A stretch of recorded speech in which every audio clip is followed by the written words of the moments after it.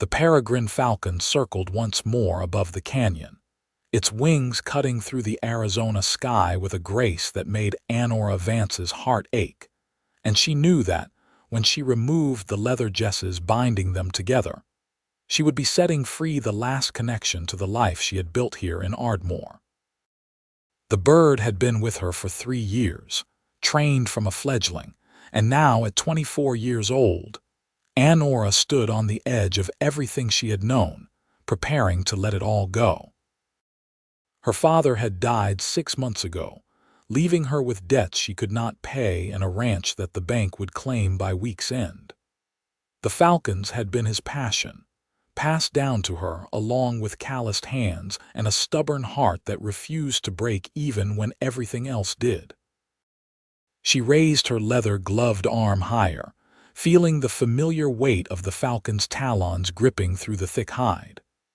The bird's head turned, its dark eyes fixing on her with an intelligence that sometimes felt almost human.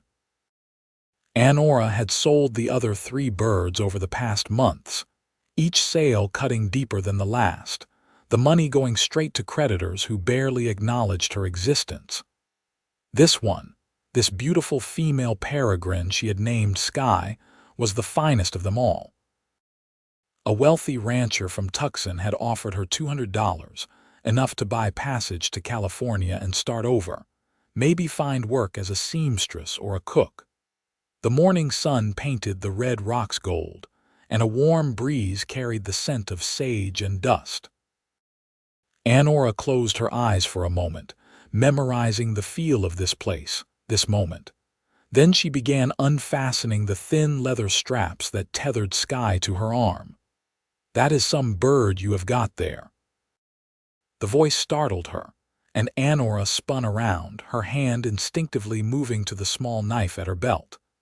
A man stood about 20 feet away, his horse grazing peacefully behind him. He was tall, with broad shoulders and sun-darkened skin that spoke of years working under the Arizona sun. His hat was pushed back, revealing brown hair and eyes that crinkled at the corners as he smiled apologetically. "Did not mean to frighten you," he said, holding up his hands. "I was riding fence line and saw you up here. Never seen a falconer this close to Ardmore before." Annora relaxed slightly but kept her distance. "My father was the falconer. I am just finishing what he started." "Finishing?" The man took a step closer, his gaze moving from her to the bird and back again. "You mean you are letting her go?" "I am releasing her, yes." Annora turned back to Sky, her fingers working the final jess. "She deserves to be free. Seems like a waste of good training. Training does not matter if there is no one to continue it." The words came out sharper than she intended, bitter with the weight of loss and disappointment. She took a breath, steadying herself. "My apologies. I am not usually so rude to strangers." The man moved closer, and Annora could see him more clearly now. He was probably around 27 or 28, with a strong jaw and the kind of rough handsomeness that came from honest work rather than careful grooming. His clothes were worn but clean, and he wore a gun at his hip with the casual familiarity of someone who knew how to use it but did not seek trouble. "No apology needed. I am Rowan Prescott. I work the Double R Ranch about 5 miles west of here." He gestured vaguely toward the horizon. "Been there about 2 years now, working my way up from ranch hand to foreman. Annora Vance." She nodded toward the valley below, or what used to be the Vance property anyway. Recognition flickered across Rowan's face. "You are Samuel Vance's daughter. I heard about his passing. I am sorry." "He was a good man. Did you know him?" "Not well. He sold us a bird once, a merlin. The owner's son wanted to try his hand at falconry, but he did not have the patience for it. Your father took the bird back rather than see it mistreated, did not even ask for his money returned." Rowan smiled at the memory. "Said any creature that flew deserved respect." Annora felt tears prick her eyes and blinked them back fiercely. "That sounds like him. Sky shifted on her arm, spreading her wings slightly. The movement drew both their attention, and Annora knew it was time. She had delayed long enough. Let sentiment cloud her purpose. With practiced movements, she removed the last of the jesses and held her arm high. "Fly," she whispered. The falcon launched herself into the air with powerful wing beats, rising fast and sure into the bright morning sky. Annora watched her climb, higher and higher, until she was just a dark speck against the blue.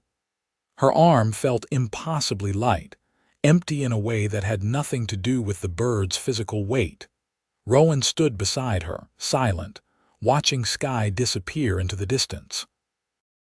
When the bird was finally gone, he said quietly, "Where will you go? California, probably.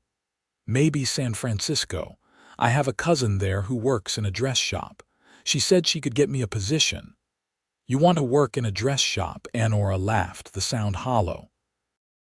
"What I want does not factor into it much anymore. I need work, and that is work I can do." "Can you ride?" The question surprised her. "Of course I can ride. I grew up on a ranch."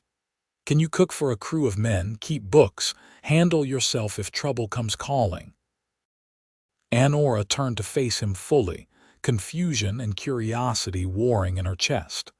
"Why are you asking me this?" Rowan pulled off his hat, running a hand through his hair in a gesture that seemed nervous. "The Double R needs a house manager.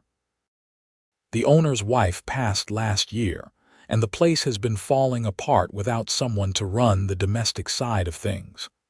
We have been through 3 housekeepers in 6 months, and none of them could handle it. The work is hard, the men are rough, and the owner is particular about how things are done. You are offering me a job. I am saying there is a job if you want it. Pays $60 a month plus room and board. You would have your own cabin, privacy, and respect. The owner, Garrett Reed, he knew your father too, respected him. I think he would be pleased to help Samuel's daughter." $60 a month was more than she had hoped to make in California, and the idea of staying in Arizona, of not leaving everything she knew, sent a surge of hope through her chest. But she tamped it down, forcing herself to think practically. "Why would you do this? You do not know me." Rowan put his hat back on, his eyes meeting hers steadily. "I know you are Samuel Vance's daughter. I know you trained that falcon well enough that she trusted you even as you set her free. I know you are standing here on land you are about to lose, and instead of feeling sorry for yourself, you are making hard choices." He paused. "And I know that anyone who can let go of something they love that much has the kind of strength the Double R needs." The offer hung between them, and Annora felt the trajectory of her life shifting like a compass needle finding true north. She looked out at the canyon one more time, at the endless sky where Sky had vanished, and made her decision. "When would I start?" The Double R ranch was bigger than Annora had expected, sprawling across a valley with a main house built of adobe and timber. Several outbuildings, corrals, and a bunkhouse that could sleep 20 men. Rowan had ridden with her back to what remained of her family home, waited while she packed her belongings into 2 trunks, and loaded them onto a wagon he had brought from the ranch. The whole time, she kept expecting him to make some comment about how little she owned, but he remained silent, respectful, helping her secure everything properly. Now, as they approached the main house, Annora felt her stomach twist with nerves. What if Garrett Reed did not want to hire her? What if Rowan had overstepped his authority? She had burned her bridges in Ardmore, told the few remaining neighbors she was leaving, paid her final respects at her father's grave. "Relax," Rowan said, glancing over at her. "Garrett is gruff, but he is fair. Just be straight with him." A man emerged from the main house as they pulled up, older than Rowan by at least 20 years, with silver threading through his dark hair and a face weathered by sun and wind. He wore quality clothes that spoke of success but were practical rather than showy. His gaze was sharp as he took in Annora, then flicked to Rowan with a questioning look. "This is Annora Vance, Samuel's daughter," Rowan said, climbing down from the wagon. "I have brought her to interview for the house manager position." Garrett's expression shifted, surprise flickering across his features before settling into something gentler. "Annora, I remember you as a girl following your father around like a shadow. You have grown up, Mr. Reed." Annora accepted his hand when he offered it, his grip firm but not crushing. "I appreciate you seeing me. Come inside. We will talk." Garrett looked at Rowan. "Get her things settled in the guest cabin for now." The main house was spacious but, as Rowan had indicated, showed signs of neglect. Dust gathered in corners, the floors needed sweeping, and dishes were stacked haphazardly on shelves. It was not filthy, just unloved, missing the attention that turned a house into a home. Garrett led her to a sitting room and gestured for her to take a seat. "Rowan tells me you are looking for work." "Yes, sir. I lost my father's ranch to debt, and I need to start over." "I am sorry about Samuel. He was a good man, one of the few in this territory who understood that progress does not have to mean destruction." Garrett settled into a chair across from her. "He showed me how the Apaches hunted with hawks once, explained the partnership between bird and handler. It changed how I thought about the land, about working with nature instead of against it." Annora felt warmth spread through her chest at his words. He would have appreciated hearing that. "I am going to be direct with you, Annora. This job is not easy. I have 30 men working this ranch during peak season, and they all need feeding, their clothes need mending, the house needs maintaining, supplies need ordering and tracking. The last 3 women I hired quit because they said the work was too much or the men too rough." He paused. "But I think you might be different. You were raised in this life. You understand what ranch work requires." "I can do the work," Annora said firmly. "I kept house for my father for 6 years after my mother died. I know how to manage supplies, cook for a crew, and I am not afraid of hard work or rough men." Garrett studied her for a long moment. "Rowan vouched for you. He does not do that lightly. The job is yours if you want it, with a 3-month trial period. $60 a month, room and board, and Sundays off. You will have your own cabin, and any man who disrespects you answers to me and Rowan both." Relief flooded through her so intensely she felt dizzy. "Thank you, Mr. Reed. You will not regret this. Call me Garrett, and I hope not." He stood, offering his hand again. "Welcome to the Double R." The guest cabin was small but well built, with a wood stove, a bed, a table, and 2 chairs, and windows that looked out toward the mountains.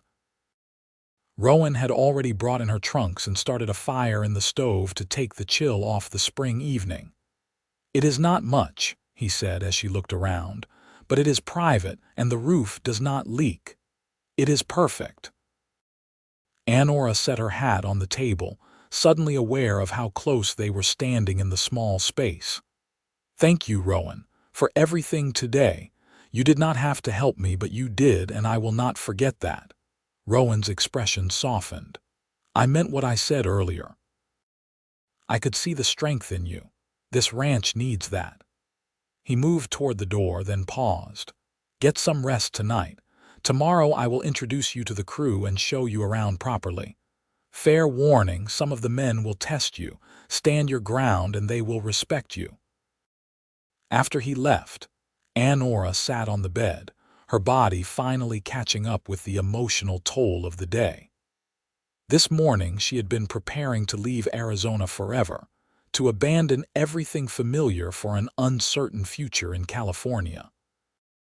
Now she was here on a working ranch with a job and a place to live. The change was so sudden it felt surreal. She thought of Sky, wondered where the falcon had flown, hoped she had found a good hunting ground. Letting her go had hurt, but it had also been necessary.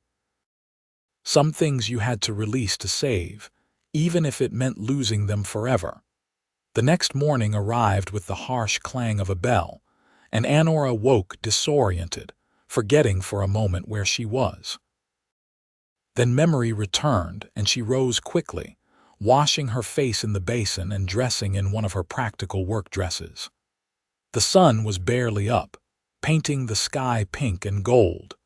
When she emerged from the cabin, she found the ranch already alive with activity. Men moved between the bunkhouse and the barn, horses whinnied in the corrals, and smoke rose from the cookhouse chimney. Rowan spotted her and waved her over. "Come on. I will introduce you to Cookie first. He runs the cookhouse, and you will be working with him on meal planning and supplies." Cookie turned out to be a weathered man in his 50s with a prominent limp and a face that suggested he had seen too much of life's harder edges.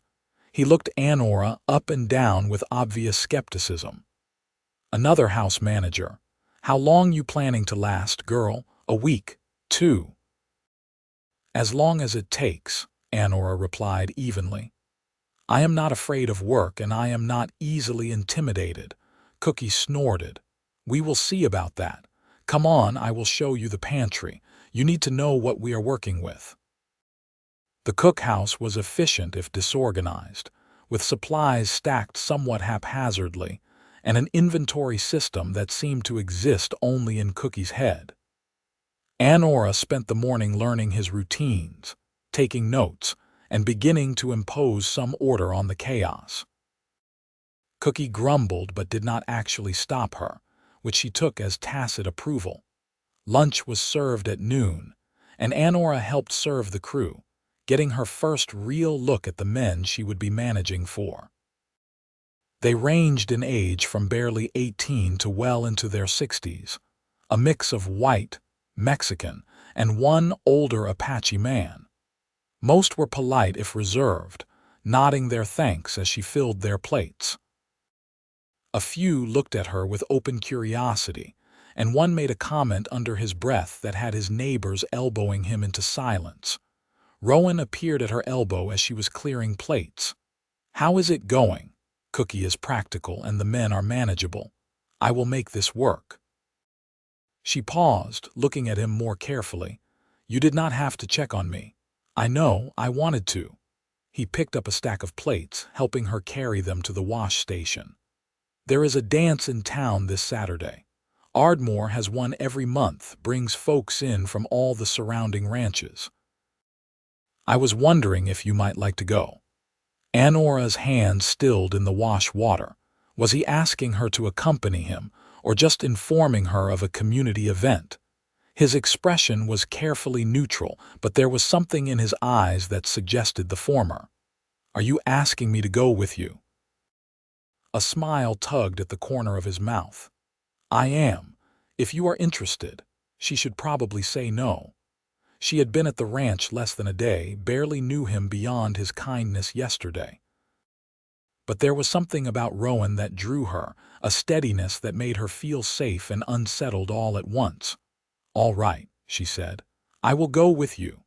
The smile became full and genuine, transforming his face. "Good. I will pick you up at 6 on Saturday." He left her to finish the dishes, but Annora found herself smiling as she worked, a small bubble of anticipation building in her chest. It had been so long since she had felt anything other than grief and worry that the sensation was almost foreign. The week passed in a blur of activity. Annora threw herself into the work, reorganizing the pantry, creating proper inventory lists, working with Cookie to plan meals more efficiently, and taking over the household accounts from Garrett, who admitted with some embarrassment that they had gotten away from him after his wife died. She mended clothes, ordered supplies, mediated disputes between the men, and slowly began to feel like she had a place here, a purpose beyond simple survival. Rowan was often around, checking on her progress, offering help when needed, and their conversations grew longer and more personal. She learned that he had grown up in Texas, lost his parents to cholera when he was 16, and had been working ranches ever since, saving money and learning everything he could with the dream of owning his own spread someday.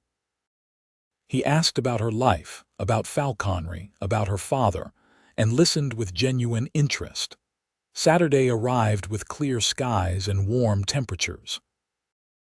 Annora spent extra time getting ready, choosing her best dress, a deep green cotton that brought out her eyes, and pinning her auburn hair up carefully. When Rowan knocked on her cabin door, his expression when she answered made the effort worthwhile. "You look beautiful," he said, the words simple and sincere. "Thank you. You clean up well yourself." And he did, wearing dark trousers and a clean white shirt that emphasized his broad shoulders. The ride into Ardmore took about half an hour, and they talked easily, Rowan pointing out landmarks and telling stories about the area. The town was transformed for the dance, with lanterns strung between buildings and a platform set up for the musicians. People milled about, dressed in their finest, and the air buzzed with laughter and conversation. Several people greeted Annora with surprise, clearly not expecting to see her here.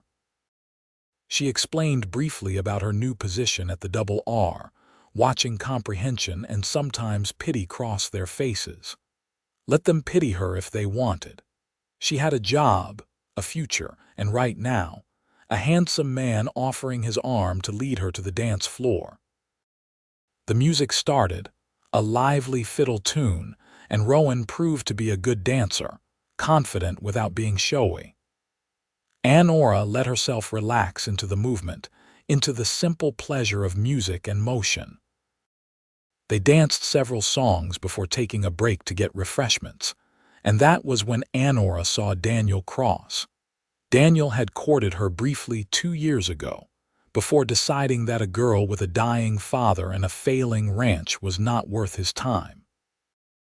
He had married Martha Sullivan instead, a banker's daughter from Tucson.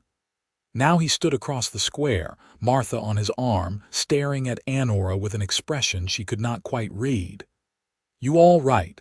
Rowan asked, following her gaze. "Fine. Just someone I used to know." Daniel started toward them, and Annora braced herself. He nodded politely to Rowan, then focused on Annora. "I heard about your father's ranch. I am sorry it came to that." "Things work out as they are meant to," Annora replied coolly.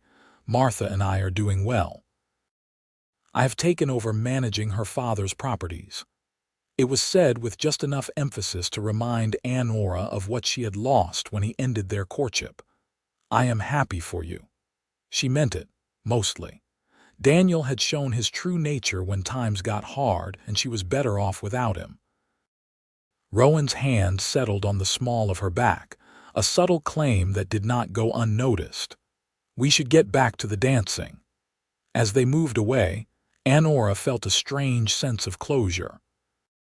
Seeing Daniel again, feeling absolutely nothing but mild annoyance, made her realize how completely she had moved past that chapter of her life. "Old beau?" Rowan asked as they took their positions for the next dance. Briefly, "He decided I was not worth the trouble." "Then he is a fool." The words were matter of fact, without flourish, and they hit Annora square in the chest.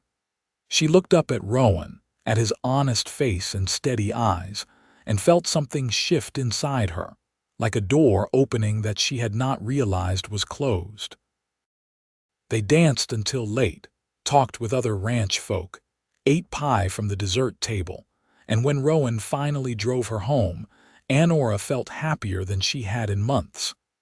The night was clear and cool, stars scattered across the sky like thrown diamonds. "I had a wonderful time," she said as they pulled up to her cabin. "So did I." Rowan climbed down and came around to help her from the wagon, his hand steady at her waist. For a moment they stood there, close enough that she could see the flecks of gold in his brown eyes. "Annora, I want to be clear about something. I did not bring you to the ranch just because you needed a job." I mean, that is part of it, but when I saw you on that canyon rim letting your bird go even though it hurt, I felt something. Like I recognized you somehow, even though we had never met. Her heart hammered against her ribs. I felt it too. I would like to court you properly if you are willing. I know the timing is complicated with you working here and me being foreman, but I think there could be something real between us if we give it a chance. Annora thought about all the reasons to say no, about the complications and the risks, and the fact that she had known him barely a week. Then she thought about how she felt when he smiled at her, how safe she felt in his presence, how the future seemed less daunting when he was near. Yes, she said, I would like that very much. Rowan's face broke into a grin, and then he was leaning down, giving her plenty of time to pull away if she wanted. She did not want to. His kiss was gentle, questioning, and she answered by rising on her toes and kissing him back. It was sweet and full of promise, and when they finally pulled apart, Annora felt like she was flying higher than Sky ever had. The next 3 months passed in a blur of work and stolen moments. Annora proved herself as house manager, earning the respect of even the most skeptical crew members.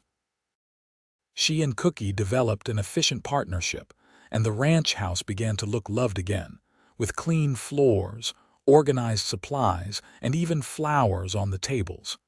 Garrett watched the transformation with obvious satisfaction. My wife would have liked you, he told Annora one afternoon. She would have appreciated what you have done here. Annora's relationship with Rowan deepened as spring turned to summer. They stole time together when they could, taking rides in the early morning before the ranch fully woke, sitting together after dinner to watch the sunset, talking about everything and nothing. Rowan told her about his dream of owning land, of building something that would last. Annora found herself sharing that dream, seeing a future that included them both. But it was not without challenges.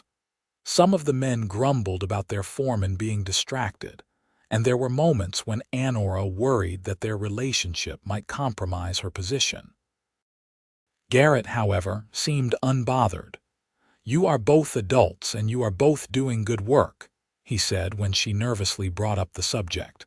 What you do in your personal time is your own business.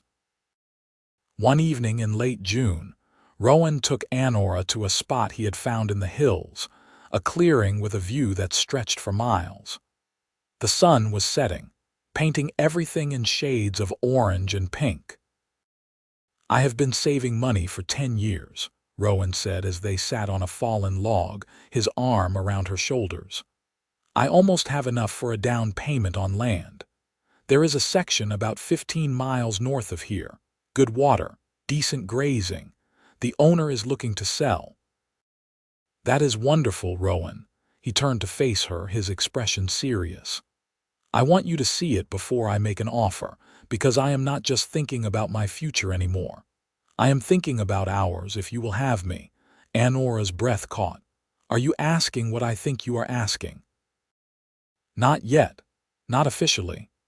But I am saying that I love you, Annora Vance. I love your strength and your kindness and the way you face the world head-on. I love that you set that falcon free even though it broke your heart, because it was the right thing to do. And I want to build a life with you if you want the same thing. Tears pricked her eyes, but they were good tears, the kind that came from joy rather than sorrow. I love you too. And yes, I want to see the land. I want to see our future. Rowan kissed her then, deep and passionate, and Annora felt like all the broken pieces of her life were finally coming together into something whole and beautiful. The land Rowan wanted to buy was everything he had described and more. It sat in a valley with a creek running through it, surrounded by gentle hills that would provide shelter for cattle. There was a spot perfect for a house, with views in every direction and enough flat ground for barns and corrals. We could build a good life here, Rowan said, his eyes sweeping the landscape. Run cattle, maybe some horses. There is enough water for a garden and the hunting is good in those hills." "It is perfect," Annora agreed, and it was. She could see it all so clearly.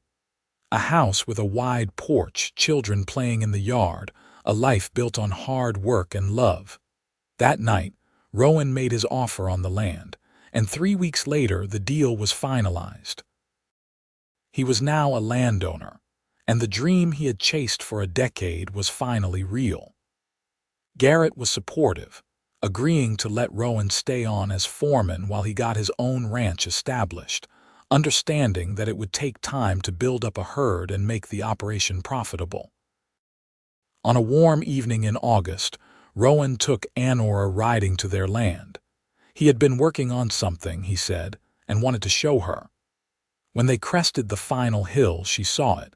The beginnings of a house, just the frame so far, but unmistakably taking shape. "I have been working on it in my spare time," Rowan said, a hint of nervousness in his voice. "I know we have not made anything official yet, but I wanted you to see that this is real, that I am serious about building a future with you." Annora slid from her horse, walking toward the frame, running her hands over the rough cut lumber. It was solid, well built, the work of someone who cared about getting things right. Rowan came up behind her.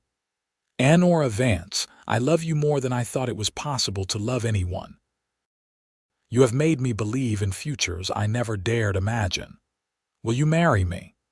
Will you build this life with me?" She turned to face him, and he was holding a ring, simple gold with a small stone that caught the fading light. It was not fancy, but it was beautiful, and it was being offered with a heart full of love. "Yes," she said, her voice breaking with emotion. "Yes, Rowan Prescott, I will marry you." He slipped the ring on her finger, and then they were kissing, holding each other as the sun set over land that would be their home. Around them, the wind whispered through the grass, carrying the scent of sage and possibility. They were married in September, in a simple ceremony at the church in Ardmore. Garrett gave Annora away, standing in for the father she still missed every day. Cookie insisted on making the wedding cake, a towering creation that was slightly lopsided but made with genuine affection. The whole crew from the Double R attended, along with half the town, and if some people whispered about how fast it had all happened, Annora did not care. She knew what she had found in Rowan, and it was worth more than any amount of gossip. The first year of marriage was hard work, but filled with joy.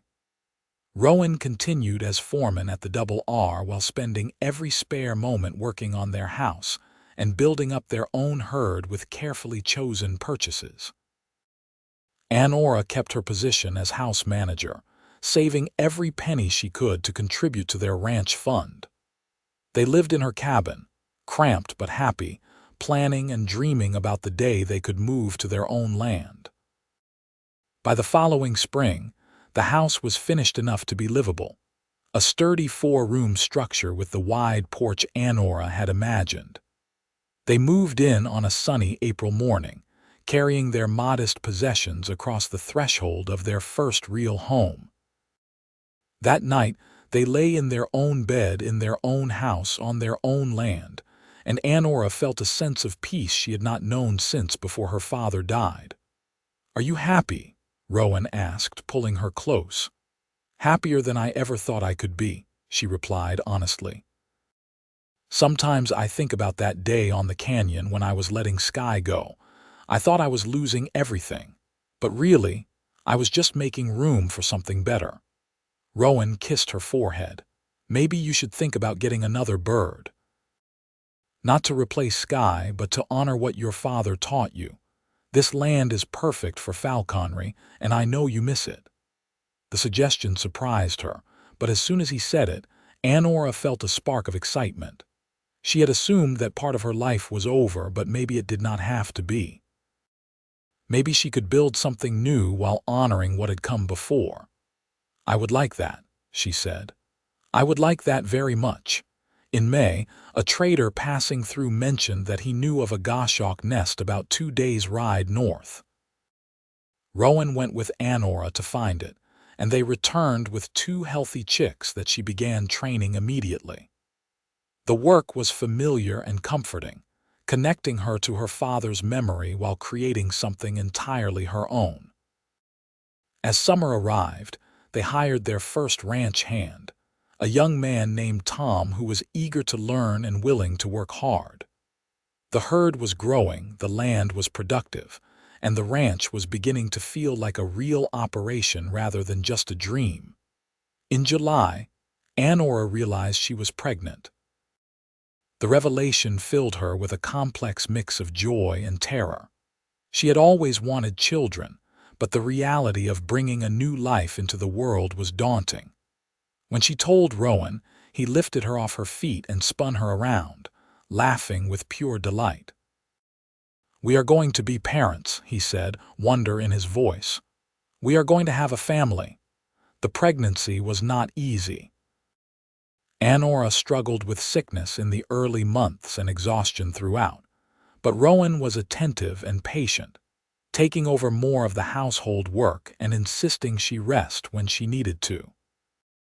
Garrett, who had stayed in touch even after they left the Double R, sent over his former ranch hand's wife to help during the final months, a kind woman named Alina, who had delivered half the babies in the county.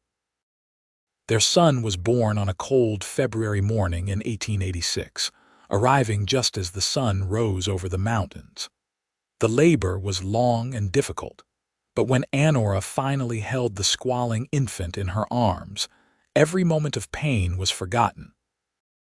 Rowan wept openly at the sight of his son, touching the tiny fingers with reverent awe. They named him Samuel, after Annora's father, and Robert for Rowan's father. Little Sam was a healthy baby with dark hair and his father's brown eyes, and he filled their lives with noise and chaos and overwhelming love. Those first months were a blur of sleepless nights and constant demands, but Annora would not have traded them for anything. Watching Rowan with their son, seeing the gentle way he held the tiny body, the patience he showed during midnight crying jags, made her fall in love with her husband all over again. The ranch continued to grow. Rowan was a natural cattleman, with an eye for quality stock and a head for business. By the time Sam was 2 years old, they were running over 200 head and had built a reputation for honest dealings and good beef. They hired 3 more hands and built a proper bunkhouse, transforming the operation from a modest homestead into a genuine working ranch. Annora found ways to balance motherhood with her love of falconry, often taking Sam with her when she flew the birds. The goshawks she had trained were skilled hunters, and she had begun training them to hunt cooperatively, a technique she had learned from her father.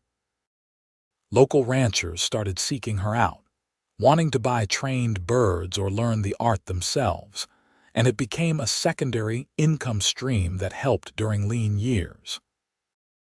In 1888, their daughter was born, a tiny girl with auburn hair like her mother and a fierce cry that suggested she would not be easily overlooked.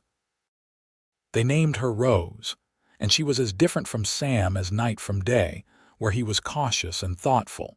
She was bold and adventurous, climbing before she could properly walk and getting into everything. Life settled into a rhythm of work and family, of seasons turning and children growing. There were hard times, drought years when they had to sell off part of the herd, a terrible winter that killed 10 head despite their best efforts, and the constant challenges of ranching in unforgiving country. But there were good times too, celebrations and achievements, watching their children grow strong and healthy, seeing the ranch prosper. Sam grew into a serious boy who loved working with the cattle, following his father everywhere and absorbing knowledge like a sponge. Rose proved to have a natural affinity for the birds, showing patience and intuition that reminded Annora of her father. She started training Rose when the girl turned 7, and by 9, Rose could handle a goshawk with confidence. In 1892, when Sam was 6 and Rose was 4, Annora discovered she was pregnant again. This pregnancy was easier than the first two, and their second daughter arrived in early spring, a placid baby with a sweet disposition. They named her Clara, and she completed their family in a way Annora had not known was missing. The years passed with increasing speed. Sam grew tall and strong, taking over more and more of the ranch work as he matured. Rose became an accomplished falconer, even developing new training techniques that improved on what Annora had taught her. Clara proved to have a gift with horses, gentling even the most fractious animals with patience and soft words. Rowan's hair began to show silver at the temples, and Annora found laugh lines deepening around her eyes, but they wore their age well, earned through honest work and genuine happiness.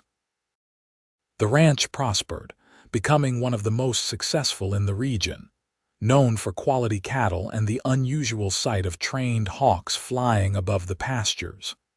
In 1898, when Sam was 12, Rowan took him to look at the adjoining property, which had come up for sale. "I think it is time we expanded," Rowan said at dinner that night. "We have the capital, and Sam is old enough to start learning how to manage a larger operation."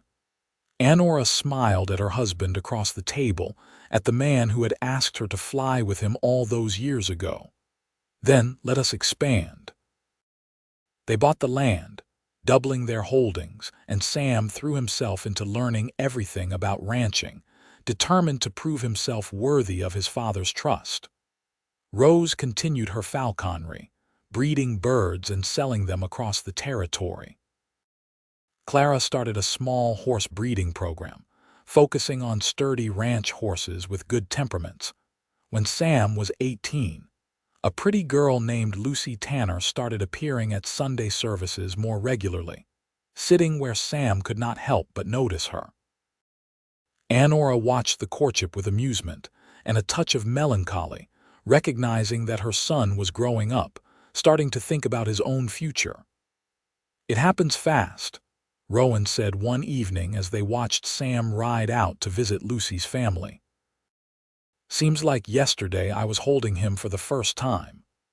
"We raised him right," Annora replied, leaning into her husband's side. "He will make good choices." Sam and Lucy married when he was 20, and Lucy proved to be a wonderful addition to the family, practical and kind. They built a house on the far corner of the property, starting their own lives while remaining part of the larger ranch operation. Rose showed no interest in marriage, declaring that she was perfectly happy training birds and running her breeding program. Annora understood, remembering her own contentment in solitary work before Rowan had entered her life. If Rose found someone, it would happen in its own time. Clara married at 19, a young man named Peter who worked at the neighboring ranch and shared her love of horses. They too built a house on the property, creating a compound of family that worked the land together while maintaining independence. In 1905, Sam and Lucy welcomed their first child, making Annora and Rowan grandparents. The baby girl, named Annora after her grandmother, had auburn hair and the Vance stubbornness. Holding her granddaughter, Annora thought about the circle of life, about how she had once stood on a canyon rim convinced she was losing everything, only to find that she was really just beginning. Rowan, now in his 50s but still strong and capable, took to grandfatherhood with enthusiasm, already planning what he would teach young Annora when she was old enough. "We will teach her everything," he said, rocking the baby gently. "Cattle, horses, and birds. She will know the land like we do." More grandchildren followed over the years. Sam and Lucy had 3 more children. Rose eventually married a man who shared her passion for raptors, and Clara and Peter had twin boys who were handfuls from birth. The ranch echoed with the sounds of children playing, of multiple generations working side by side, of a family deeply rooted in the land they had built together. In 1910, on a warm spring day much like the one when they had first met, Rowan and Annora rode out to the canyon where she had released Sky 25 years earlier. It had become a tradition, this annual trip, a way of honoring where they had started. They stood in the same spot, looking out over the valley that had become so familiar. "Do you ever regret it?" Rowan asked. "Staying here instead of going to California?" Annora laughed. "Not for a single moment. This life with you, with our family, it is more than I ever dreamed possible." She looked up at the sky, watching a hawk circle in the distance. Maybe it was one of Rose's birds, or maybe it was wild, but either way, it was beautiful. "I love you, Annora Prescott," Rowan said, using her married name with the same reverence he always had. "I loved you the moment I saw you letting that bird go, and I will love you until my last breath." "And I love you," she replied, taking his hand. "You asked me to fly with you, and it has been the greatest adventure of my life." They rode back to the ranch as the sun began to set, the sky painted in brilliant oranges and pinks. Below them, they could see the compound of houses, smoke rising from chimneys, horses in the corrals, and cattle dotting the hillsides. It was a legacy built on hard work and love, on second chances, and the courage to embrace the unknown. That evening, the whole family gathered for dinner, as they did every Sunday. The main house, expanded over the years, was filled with the noise of children and adults, of laughter and friendly arguments, of a family knit together by blood and choice. Annora looked around the table at her children and grandchildren, at Rowan sitting beside her with his hand warm on hers, and felt complete. After dinner, Rose brought out one of her birds, a beautiful peregrine she had been training. "I want to show you something, Ma," she said, leading Annora outside. The family followed, curious, gathering in the yard as Rose prepared the bird. With practiced ease, she removed the jesses and raised her arm. "Fly," she commanded, and the peregrine launched into the darkening sky, climbing with powerful wing beats. The bird circled higher and higher, a dark shape against the deepening blue, and Annora felt tears prick her eyes. She thought of Sky, of her father, of all the birds that had flown through her life. Each one had taught her something about freedom, about trust, about the delicate balance between holding on and letting go. Rowan's arm came around her shoulders, solid and warm. "Beautiful," he murmured. "Yes," Annora agreed, but she was not just talking about the bird. Rose called the peregrine back, and it stooped from the sky in a controlled dive that took Annora's breath away, landing neatly on her daughter's gloved fist. The family erupted in applause, and Rose's face glowed with pride. Later, as Rowan and Annora prepared for bed, he asked, "What are you thinking about? How strange life is. How we can think we are at the end of something when we are really at the beginning. How one day, one decision can change everything." "You mean the day you released Sky?" "That day, yes. But also the day you asked me to fly with you. That was when everything really changed." Rowan pulled her close, and they lay together in the darkness, comfortable in the silence of shared understanding. Outside, the wind whispered through the valley, carrying the scent of sage and the distant cry of a night bird.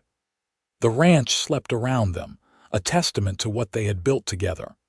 The years continued to pass, marked by seasons and celebrations, challenges and triumphs.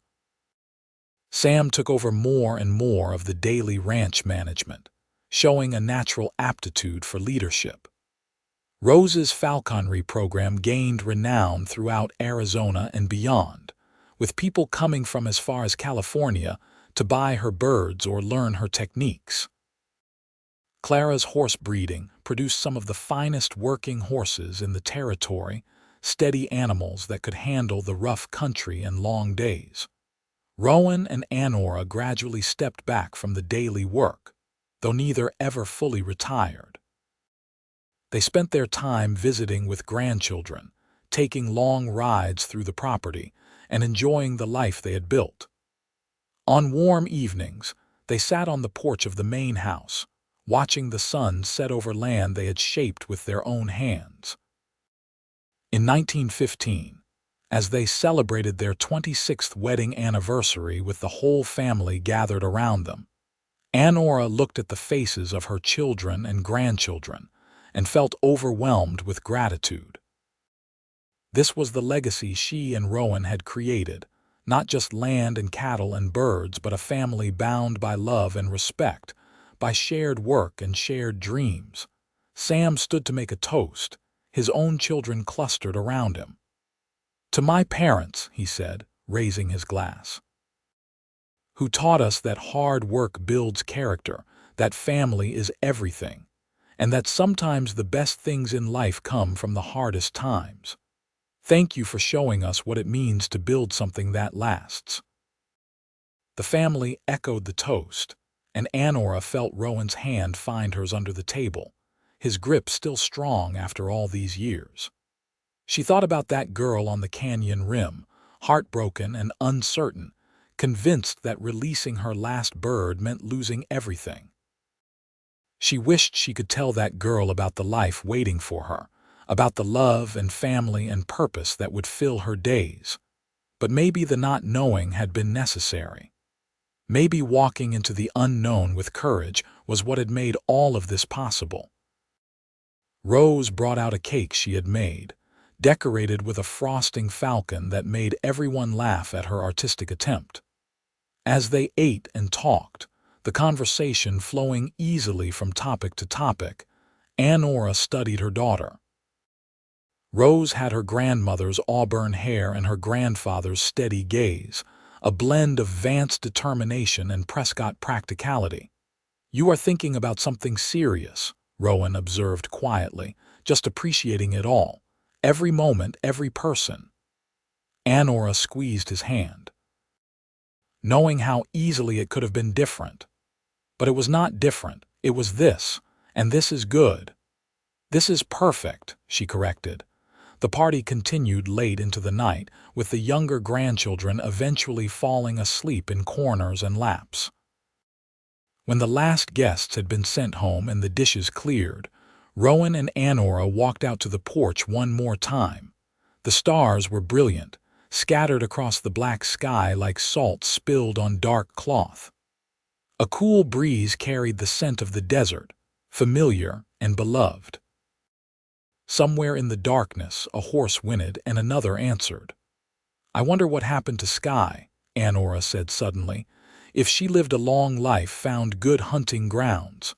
"I think she did," Rowan replied. "I think she flew until she could not fly anymore, and that is all any of us can ask for. You asked me to fly with you all those years ago, and you said yes. I would say yes again. 1,000 times I would say yes." Rowan turned her to face him, his hands gentle on her shoulders. "I would ask 1,000 times. Every morning for the rest of my life, I would ask you to fly with me." They kissed under the stars, the same stars that had witnessed their wedding, the births of their children, the building of their ranch. The same stars that had hung above that canyon rim 26 years ago, when a falconer released her last bird, and a cowboy asked her to take a chance on him. The years that followed were gentler, marked by the slowing pace of age but filled with continued joy. Rowan developed a limp from an old injury, and Annora's hands showed the signs of decades of hard work, but they remained active, involved in both the ranch and their growing family. More grandchildren arrived, and then great-grandchildren, each one a new miracle. The ranch continued to prosper under Sam's management, expanding its operations and reputation. Rose's falconry became famous enough that she was asked to give demonstrations at fairs and exhibitions. Clara's horses were sought after throughout the Southwest. In 1920, on a crisp autumn day, Garrett Reed passed away peacefully in his sleep. He had remained a close friend to Rowan and Annora throughout the years, a connection to their early days and a valued mentor. At his funeral, Rowan spoke about Garrett's kindness, about how he had given them both a chance when they needed it most. "He taught me that success is not just about what you build, but about who you help along the way," Rowan said, his voice carrying clearly through the church. "I hope I have honored that lesson in how I have lived my life."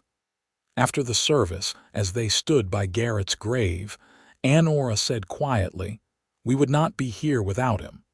Everything we have, it started because he was willing to give me a chance." "And because you were brave enough to take it," Rowan reminded her. "He gave you an opportunity, but you made it into something more."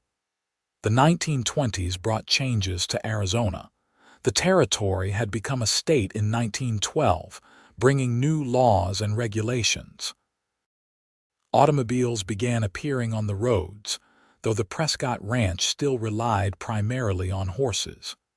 The world was modernizing, but the fundamentals of ranching remained largely the same: hard work, attention to detail, and respect for the land.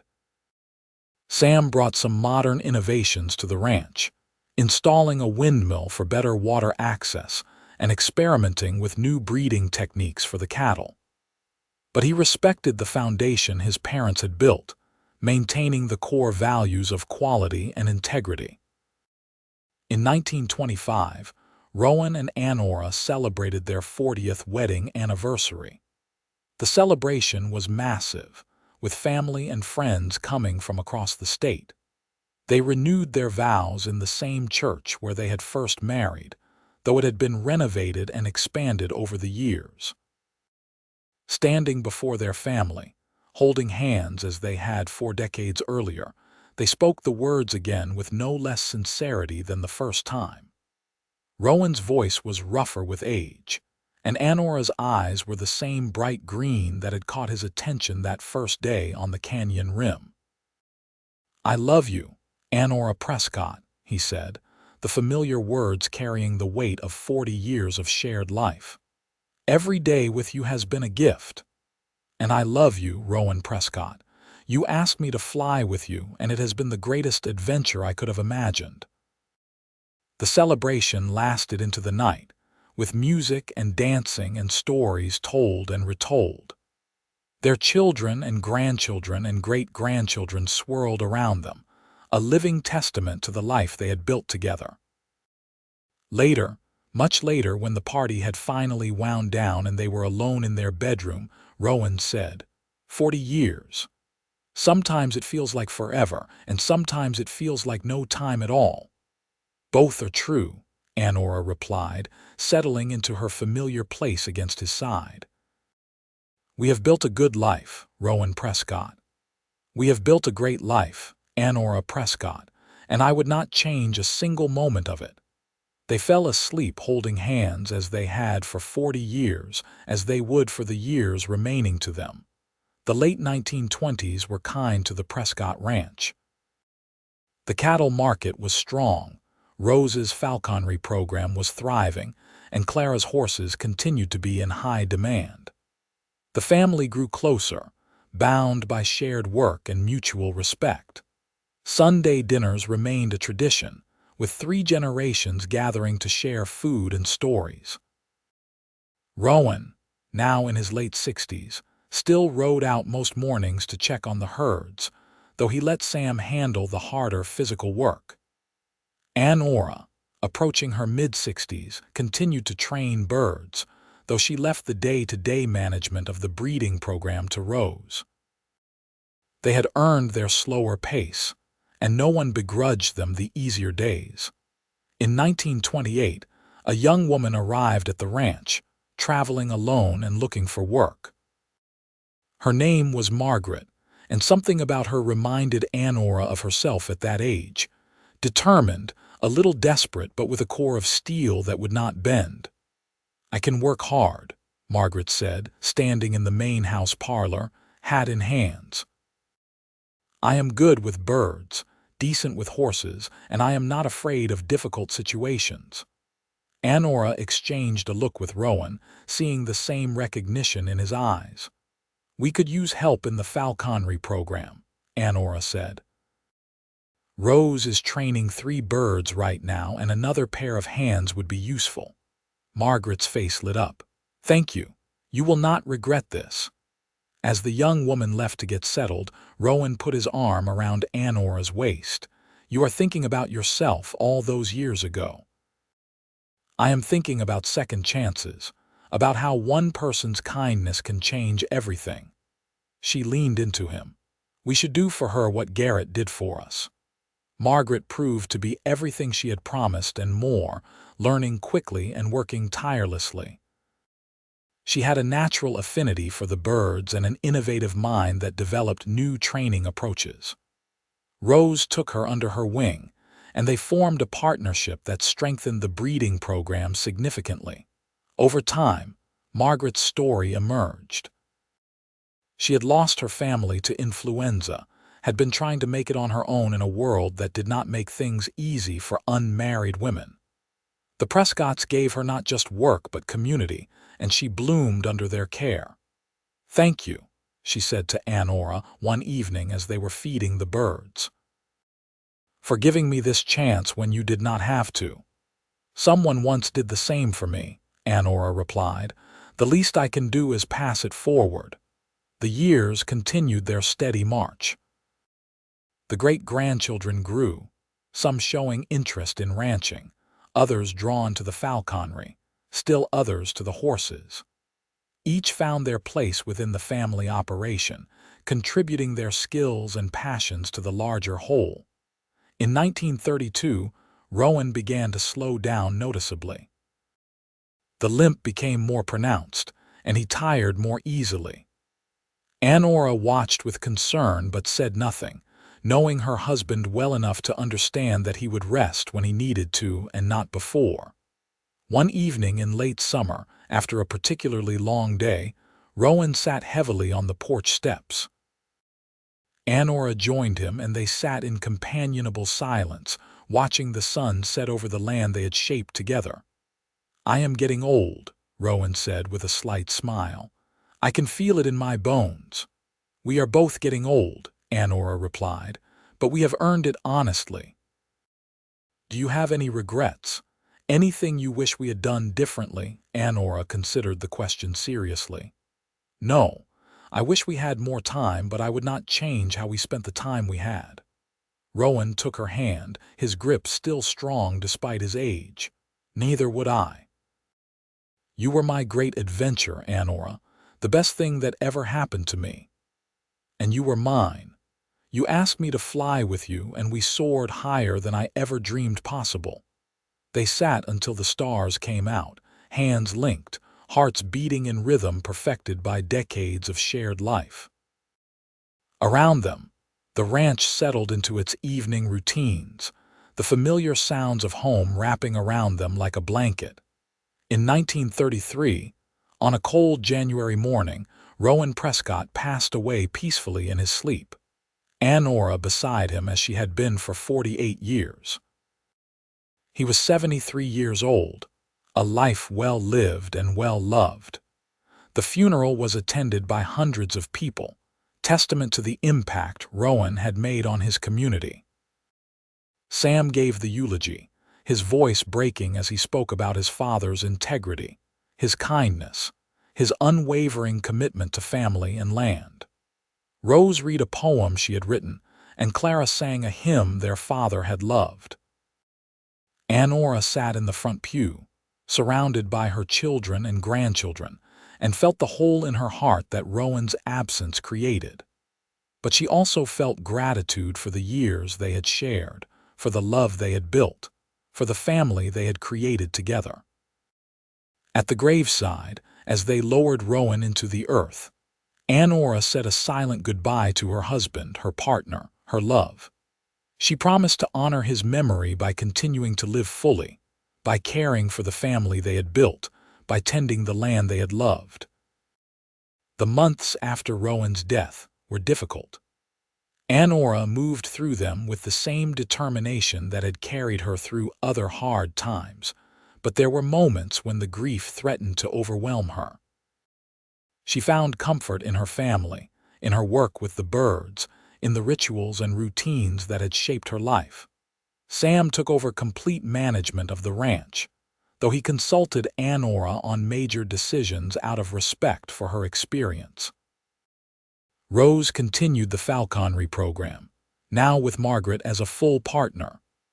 Clara's horse breeding thrived, and her twin sons showed promise in taking over that aspect of the operation. Annora spent her days training birds, playing with great-grandchildren, and taking long rides through the property on a gentle mare Clara had chosen specifically for her. Sometimes, she rode to the spot where she and Rowan had first stood together, looking over the land that would become their ranch. She would sit there for hours, remembering, feeling close to him in those moments. One spring afternoon in 1934, Annora was flying one of the peregrines when she noticed a young man watching from the fence line. He was tall and rangy, probably in his early 20s, with a look of intense interest on his face. "Can I help you?" she called. "Sorry, madam, I did not mean to intrude. I just have never seen anyone fly a falcon before. It is beautiful." Something about his enthusiasm reminded Annora of her father, of that same passion for the birds and what they could do. "Would you like to learn?" His face lit up. "Really? You would teach me? If you are willing to work hard and be patient. Training birds is not easy and it is not quick." "I am willing. My name is James Foster.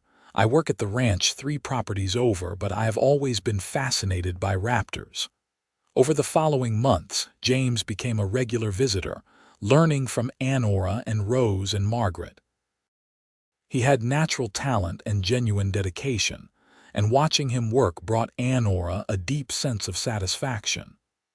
The circle continued. Knowledge passed from one generation to the next, the art her father had taught her now spreading to others who would carry it forward. In 1935, Margaret married a local rancher, a good man who supported her work and built her a proper mews on their property for her breeding program. The wedding was joyful, and Annora felt proud to have played a part in helping Margaret build a life. "Thank you," Margaret said at the reception, hugging Annora tightly, "for everything, for giving me a chance, for teaching me, for showing me that it is possible to start over and build something beautiful." "You did the work yourself," Annora replied.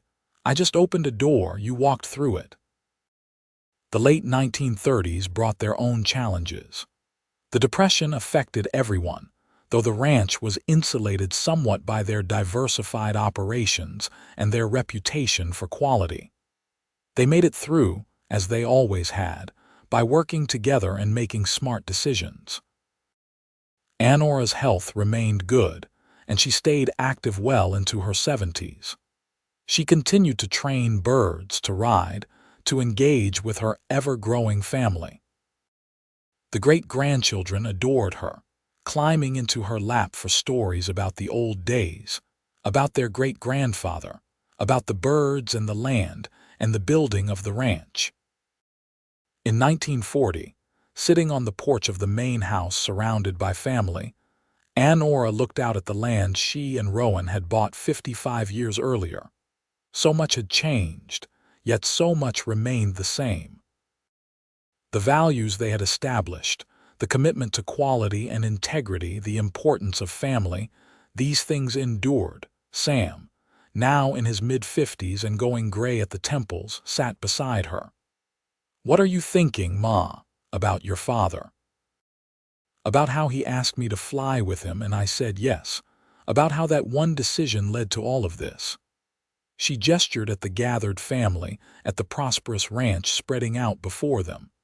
"He would be proud of what we have built," Sam said quietly, of how we have honored his memory.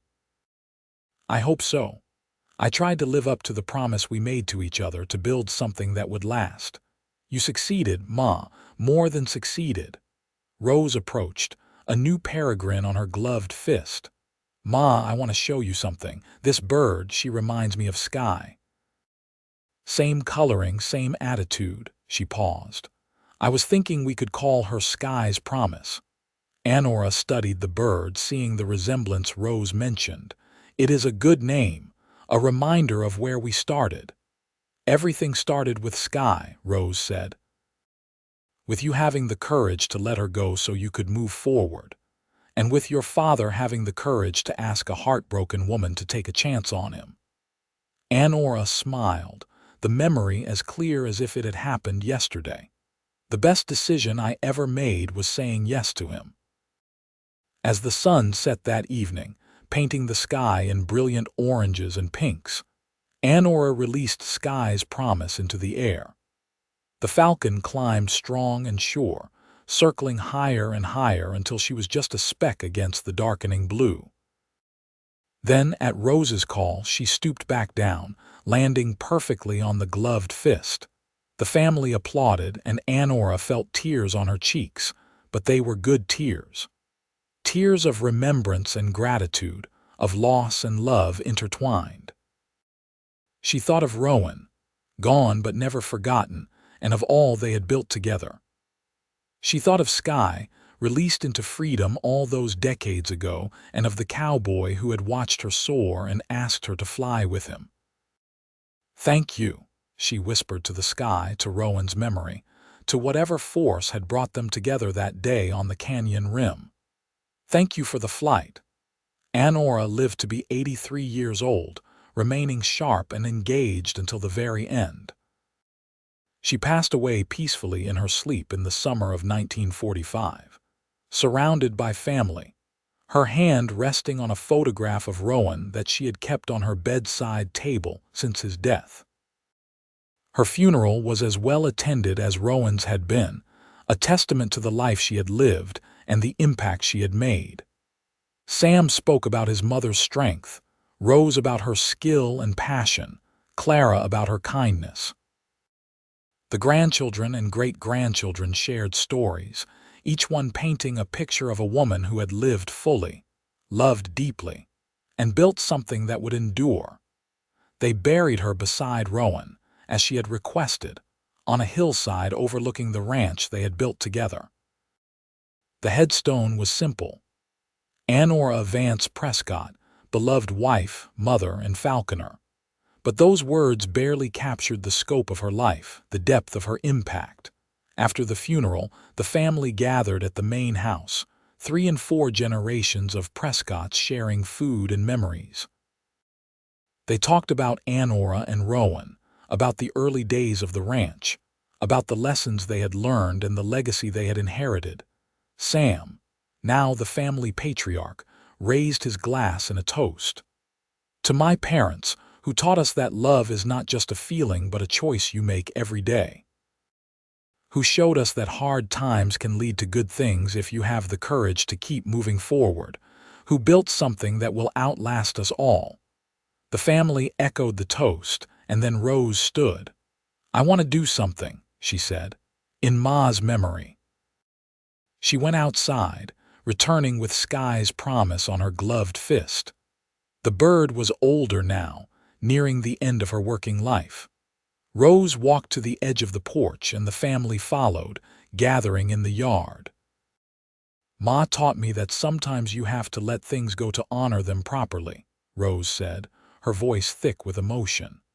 She let Sky go, and it led her to Dad, to all of this.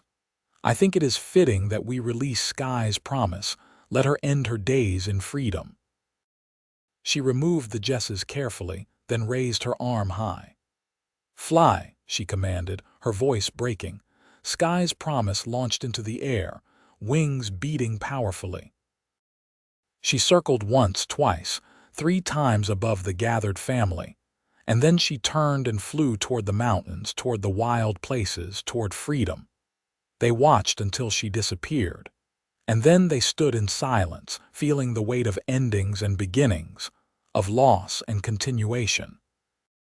The sun was setting, as it had set on thousands of days before, painting the Arizona sky in colors that took the breath away. "They are together now," Clara said softly. "Ma and Dad, flying together." "They never stopped flying together," Sam replied. "Even after he died, she carried him with her. Just like we will carry them both with us." The family slowly dispersed, returning to their homes across the property, carrying the memory of Annora and Rowan with them. The ranch continued, as it had through drought and depression, through births and deaths, through all the challenges and triumphs of life. It continued because two people had once stood on a canyon rim and chosen to build something together, to fly together, to create a legacy of love and work and family that would endure long after they were gone. In the years that followed, the Prescott Ranch continued to prosper. Sam managed it until his own death in 1968, when his son took over. Rose's falconry program became famous throughout the Southwest, her techniques studied and adopted by falconers across the country. Clara's horse breeding produced champion animals that were sought after nationwide. The main house was expanded again to accommodate family gatherings that now included 5 generations. The original cabin where Annora and Rowan had first lived was preserved as a museum of sorts, filled with artifacts from the early days. Annora's falconry equipment, Rowan's tools, photographs and documents that told the story of how it all began. Every year on the anniversary of Rowan's proposal, the family gathered at the spot where the first house had been built, where he had asked Annora to marry him. They told the story to the youngest members of the family, keeping the memory alive, ensuring that future generations would know about the falconer who released her last bird and the cowboy who asked her to fly with him. The land they had claimed together, the ranch they had built from nothing, stood as testament to what was possible when two people chose to face the future together. It was a story of second chances and hard work, of love that endured beyond death, of a legacy that would outlast them all. And sometimes, on quiet evenings when the sun set over the Arizona desert, people swore they could see two figures riding together across the hills, side by side, flying through the landscape they had made their own. It was just a trick of the light, of course, shadows and wishes combining to create something that was not quite real. But those who saw it always smiled, remembering the story of Annora and Rowan, the falconer and the cowboy, who had built a love that truly soared.